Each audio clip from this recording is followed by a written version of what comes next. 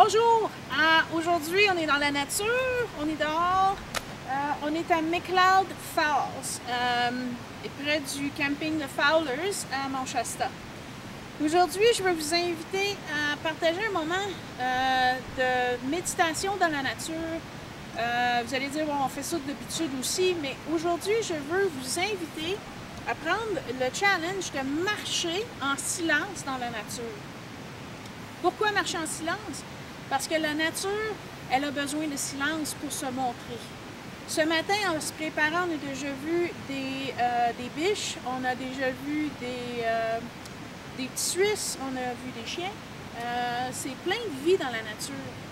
Sauf que si on est bruyant puis on n'arrête pas de causer du bruit tout le temps, la nature s'efface, elle s'en va, elle part. Marcher en silence dans la nature, ça nous donne une chance de communiquer avec elle. Ça nous donne une chance d'être un avec elle. Là, marcher dans la nature, ça ne veut pas dire vous en aller faire du bruit avec vos pieds. C'est une méditation. Donc, on marche calmement, en silence. Ça veut aussi dire en silence qu'il n'y a pas d'iPod, il n'y a pas d'écouteurs, il n'y a pas de musique, il n'y a rien. Apprenez à être un avec vous-même. Puis voyez ce qui sort quand vous marchez en silence. Est-ce que c'est de la joie, du bonheur, ou est-ce que c'est de la colère ou de l'envie qui vient? Moi, j'ai fait une méditation comme ça pendant 31 jours à travers l'Espagne avec le chemin de Compostelle. Je peux vous dire qu'il y a beaucoup de choses qui sortent quand on est en méditation, en silence comme ça, puis on marche. Parce qu'on ne peut pas l'éviter. Alors, ça vient à la surface, puis on continue à marcher, puis on travaille avec pendant qu'on marche. Si vous êtes habitué de marcher avec des amis, vous pouvez dédier une partie de votre marche au silence. 15, 20, 30 minutes. Puis après ça, partagez.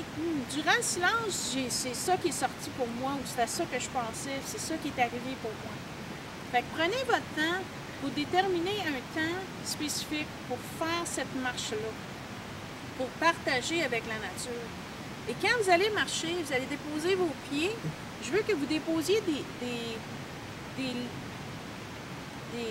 poches de lumière dans la terre. Parce que la terre, elle reçoit le soleil, c'est sûr. Mais quand elle reçoit un don de nous, on a notre énergie qui rentre du Créateur dans notre corps, nous remplit, on est plein d'énergie, c'est magnifique. Mais quand on commence à partager cette énergie-là, on fait circuler l'énergie dans notre corps. Et là, l'énergie va dans la terre-mère. Puis ça nous donne un autre don, une autre facilité. Ça active vos chakras dans vos pieds, ça vous remplit les racines, ça vous donne du support.